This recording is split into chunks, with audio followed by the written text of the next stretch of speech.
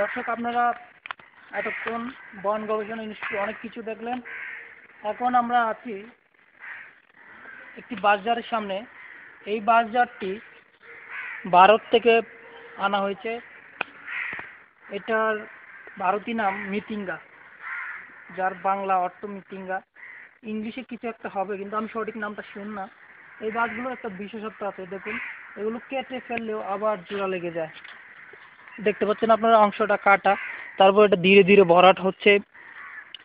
আমরা আরো আরো এরকম নানান বৈচিত্র্যময় বাস দেখাবো এবং আরো অনেক কিছু দেখাবো, আমাদের সাথে থাকুন। আমরা ধীরে ধীরে বনের ভিতরে প্রবেশ করছি। এখানে আছে একটি সরু রাস্তা, ইট দিয়ে বানানো, সেরকম একটা রাস্তা। এই রাস্তার যত ভিতরে যাবেন আরো নতুন নতুন প্রজাতির বাস দেখতে পাবেন এবং আরো অনেক প্রজাতির নানান উপকারী গাছ দেখতে পারবেন। আপনারা আমার সাথে আসুন।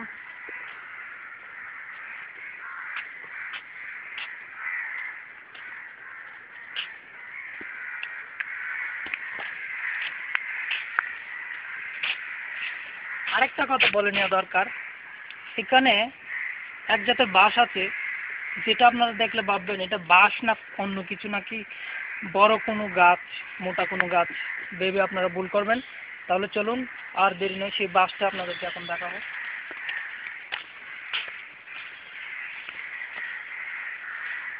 আমার সাথে আসুন আপনারা। আমরা ধীরে ধীরে সেই বাঁশটা কাটে যাচ্ছি, বাঁশ ধারে কাটে যাচ্ছি। আমি মনে করি এগুলো দিয়ে ঘর বাড়ি বানালে অনেক দিন অনেক দিন টিকবে। দেখুন আপনারা বাঁশটা, এটা কি দেখে মনে হচ্ছে বাঁশ? আসলে এটা সত্যি বাঁশ, কিন্তু সেরকম বড়, সেরকম কুচানো একটা জার।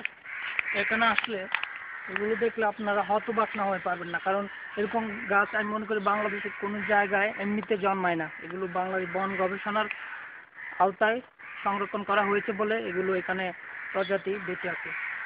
শুধুমাত্র এই বাসগুলো বাংলাদেশ বন গবেষণা ইনস্টিটিউটে পাবেন। তাছাড়াও কিছু কিছু জেলা পর্যায়ে, বিভাগীয় পর্যায়ে যদি এগুলো সংরক্ষণ করার ব্যবস্থা থাকে সেখানে হয়তো পাবেন, কিন্তু এছাড়া এগুলো পাওয়া বিরল। তাই এর চাইতে আরো অদ্ভুত প্রজাতির বাস দেখতে আমার সাথে থাকুন। চলুন আমার সাথে। সব আমরা বাঁশের প্রজাতি, অদ্ভুত অদ্ভুত সব বাঁশের প্রজাতি দেখতে দেখতে এখন এসেছি সেরকম একটা বাঁশ, যেটা অনেক লম্বা, অনেক দীর্ঘ হয়, কিন্তু মোটা না, তারপরে অনেক লম্বা, যেটা দিয়ে অনেক কাজ করা যায়। দেখুন আপনারা, একটু লম্বায় প্রায় 80 মিটার হবে। আপনারা দেখতে পাচ্ছেন, আপনারা দেখতে পাচ্ছেন। এছাড়াও এরই পাশেই অবস্থিত যে বাসগুলো, সেগুলো খুব ঘন আকারে উঠে। এই বাসগুলো অত্যন্ত দামি, অত্যন্ত মূল্যবান সম্পদ বাংলাদেশের জন্য। যদি এগুলো এখন সংরক্ষণের জন্য রাখা হয়েছে, আর কোনো কাজের জন্য নয়।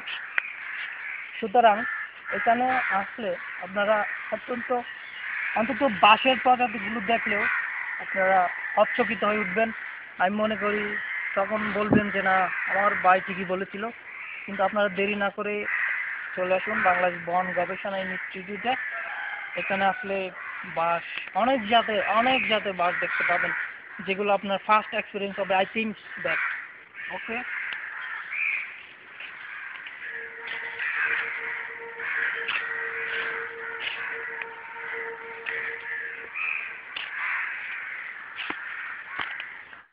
এখন আমরা দাঁড়িয়ে আছি অত্যন্ত চিকন প্রজাতির একটি বাঁশের সামনে। আমার পিছনে দেখতে পাচ্ছেন আপনারা জাতটা, এই প্রজাতিটির নাম আইরাইল, যেটি ভারত থেকে আমদানি করা হয়েছে। যে যার বীজ অত্যন্ত অত্যন্ত মজবুত, শক্ত এবং লম্বা একটি বাঁশের প্রজাতি। আপনারা দেখতে পাচ্ছেন বাঁশগুলো শ্যাওলা ধরে গেছে, কারণ এগুলো তারপরেও কোনো কিছু হচ্ছে না। দেখুন আপনারা দেখতে পাচ্ছেন। আর আমার পিছনে আছে, এগুলো বাঁশ, কিন্তু অদ্ভুত আকারে আপনার দেখে বুঝতে পারবেন না যে এগুলো বাঁশ। এগুলো মনে করবেন যে অন্য কোনো একটা না দেখা প্রজাতি। আমি মনে করি বাংলাদেশের অনেকেই এখানে যারা আসে নাই, তারা এই প্রজাতির বাঁশটা দেখে নাই কোনোদিন। আপনারা দেখতে পাচ্ছেন এখানে। আমার কাছে যে জিনিসটা আরো স্ট্রেঞ্জ লাগছে, আপনারা যদি গাছ দেখতে আসেন, শুধুমাত্র এখানে পাক পাকালির যে একটা পরিবেশ, মুহুর্মুহু পরিবেশ সৃষ্টি হবে, আশা করি আপনারা মুগ্ধ না হয়ে পারবেন না। তাই আমি মনে করি বাংলাদেশ বন গবেষণা ইনস্টিটিউটে যদি আসেন আপনারা এরকম পরিবেশের মধ্যে পড়বেন, যে আপনি গ্রামে না গেলেও গ্রামের পরিবেশ পাবেন এখানে। গ্রামের সাথে আরও বেশি মজা এখানে। ঢাকা শহরে বাংলা বোটানিক্যাল গার্ডেনে গেলে অনেক জটিলতায় অনেক সমস্যায় পড়তে হয়, কিন্তু এখানে কোনো বগাটে ছেলের কোনো ইয়ে পড়বে না, আর আপনার কোনো টিকিটেরও ঝামেলা হবে না। মানে নির্বিঘ্নে আপনি ঘুরে বেড়াতে পারবেন, কোনো সমস্যা নাই। চলুন আমার সাথে দর্শক, আরও গাছ দেখার জন্য আরও প্রজাতির বাস দেখাবো। আজকে শুধু বাসই দেখাবো, কারণ এখানে আছে 13 প্রজাতির বাস। আই থিঙ্ক 13 প্রজাতির গাছ, আমি যেটা বাংলাদেশ বন গবেষণা একটি পরিচালকের থেকে নিয়েছি। 13 প্রজাতির গাছ আছে এখানে, সরি 13 প্রজাতির বাস। তো আমরা মাত্র 4টা প্রজাতির বাস দেখেছি। আপনাদেরকে সময় সুযোগ থাকলে আরও প্রজাতির বাস দেখাবো। চলুন আমার সাথে। দর্শক, আমরা যে জায়গায় পেয়েছি সেখান থেকে বাংলাদেশ বন গবেষণা ইনস্টিটিউটের প্রশাসনিক ভবনের সামনটা দেখা যাচ্ছে। সেখানে আপনারা দেখুন মানুষ ভিড় করে ওইখানে দাঁড়িয়ে ছবি উঠাচ্ছে, কারণ ওখানে একটা সুন্দর ফুলের বাগান আছে। এই প্রজাতির ফুল খুব কমই আছে, আর আপনারা দেখতে পাচ্ছেন অনেক মানুষজন ঘোরাফেরার জন্য এখানে আসতেছে, এবং এটা সন্ধ্যা পর্যন্ত চলে, সকাল থেকে সন্ধ্যা পর্যন্ত চলে। অনেকে আসে ব্যায়াম করার জন্য, অনেকে টাইম পাস করার জন্য, অনেকে প্রকৃতিতে সময় কাটানোর জন্য, আরও বিভিন্ন টাইম পাসের জন্য আসে। আপনারা দেখতে পাচ্ছেন অনেক অনেক লোকজন। We are standing now we are standing on another heritage or traditional or place there nobody can enter. It is the called no man's land. It is the standing on the back side of the forest. So there is a security guard, so many security guard. They prohibit to nobody enter here. আপনারা দেখতে পাচ্ছেন ওইখানে নানান গাছের সমাহার। আমরা এখন বাস থেকে অনেক দূরে চলে এসেছি। আমরা আপনাদেরকে অত্যন্ত দুঃখিত যে আপনাদেরকে বাঁশের প্রজাতিগুলো সবগুলোর সাথে পরিচয় করাতে পারিনি। আমাদের হাতে স্বল্প সময় ছিল, আমরা একটু সময় করে এসেছি। আর তাছাড়া এখানে সন্ধ্যা নেমে আসতেছে, ধীরে ধীরে অন্ধকার হয়ে যাচ্ছে, আমাদের হাতে পর্যাপ্ত আলো নেই।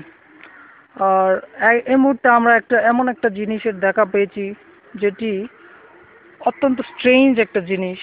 এটা ফুল না ফল আমি বুঝতে পারতেছি না। এটা কি গাছের ফল, করতে গেছে আমি সেটাও জানি না। হয়তো এখানে কোনো একটা গাছের হবে। আপনারা দেখতে পাচ্ছেন নেড়ে চেড়ে, দেখুন আপনারা ফলটা। অ্যাকচুয়ালি এটা ফুল হবে আই থিঙ্ক। অত্যন্ত সুন্দর, এরকম আসলে আপনারা নিয়ে যাবেন। এটা শুকিয়ে গেছে।